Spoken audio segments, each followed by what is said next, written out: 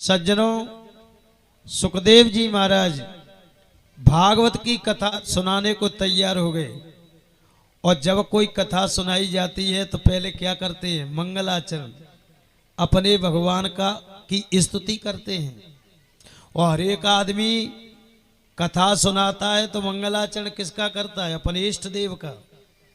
हनुमान जी आए, हनुमान जी के श्लोक बोल के स्तुति करेगा। गणेश मानने वाला गणेश जी की करेगा। शंकर जी के इष्ट है तो शंकर जी की करेगा। तो बताइए, सुखदेव जी महाराज की इष्ट है राधा, तो सुखदेव जी को राधा का मंगलाचरण करना चाहिए था, राधा के नाम का। पर अंदर बैठे हुए कन्हैया जी ने राधा के नाम को सुखदेव जी को भुला दिया। और सुखदेव जी को जब राधा का नाम याद नहीं आया तो सुखदेव जी ने 11 श्लोकों में नारायण भगवान की स्तुति करी है भागवत में। और नारायण भगवान की स्तुति कैसे कर रहे हैं सुखदेव जी महाराज? के नमा परसमयी पुरुषाय भूयसे सदोदुभवस्थान निरोधने रहित सखी हृदयाय दे अंतर्भवाय अनुपलभ्य अंतर्भवाय। सुखदेव जी महाराज कहते हैं, भगवान आप संसार का पालन करते हैं, जन्म देते हैं, अंत में संसार में महाप्रलय कर देते हैं। सब जीवों के आप अंदर भी विराजमान हैं, बाहर भी विराजमान हैं। ऐसे नारायण भगवान के चरणों में मैं प्रणाम करता हूँ। दूसरे श्लोक में बहुत अच्छी बात कही है।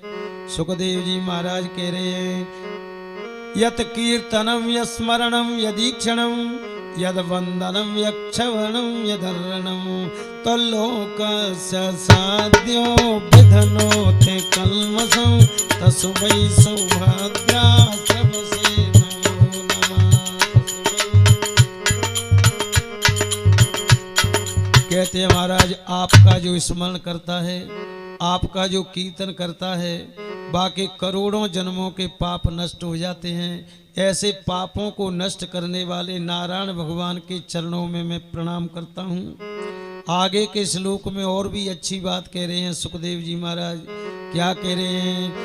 कि तपस्विनो दान पराय सस्विना मनस्विनो मंत्र विदा सुमंगला तो क्षेमं न विन्द्यन्ति अनाय दर्पणं तस्मै सौभद्रा सबसे नमो नमः तस्मै सौभद्रा। सुखदेव जी महाराज कहते हैं कि महाराज हे नारायण, चाहे कितना भी बड़ा दानी क्यों नहीं हो जाए, परंतु जब तक नारायण भगवान के चरणों में ध्यान मन नहीं है तब तक दान भी कल्याण नहीं कर सकता। चाहे चारों वेदों का प्रकांड पंडित बन जाए, तब तक नारायण भगवान के चरणों में प्रेम नहीं होगा तो उसका वेद भी कल्याण नहीं कर सकते। चाहे कितना भी बड़ा मनस्वी हो जाए, पर जब तक नारायण भगवान के चरणों में प्रेम नहीं होगा तब तक उसका यानी मंत्र सिद्धि भी उसका कल्याण नहीं कर सकते। ऐसे नारायण भगवान के चरणों में हम प्रणाम करते हैं। अगले श्लोक में बहुत अच्छी बात कह रहे हैं। क्या कह रहे हैं?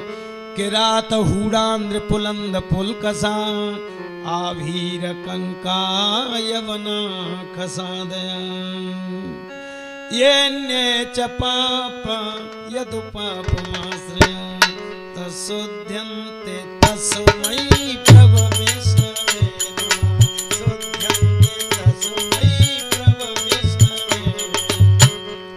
यहाँ पर सुखदेव जी कहते हैं, चाहे किसी जाति में जन्म हो जाए, चाहे वो किरात हो, हूण हो, पुलंद हो, यवन यानी मुसलमान हो, किसी जाति में जन्म हो जाए, छूत हो अछूत हो, परंतु अगर वो भगवान का भक्त हो जाता है, नारायण का, तो इतना पवित्र हो जाता है कि कहाँ जिसको हम छूना भी नहीं चाहते थे, कहाँ उसके हम चरणों का चरणोदक लेने के लिए तरस जाते हैं। जे किरात हूड़ पुलंद जो जातियों के नाम लिए जो पश्चिमी राजस्थान में मिलती हैं, जंगलों में रहती हैं।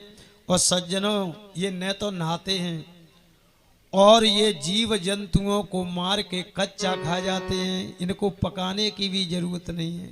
पर इनमें से भी अगर कोई नारायण का भक्त बन गया तो वो इतना पवित्र हो जाता है कि 3 लोक 14 भुवनों में उसकी ख्याति हो जाती है।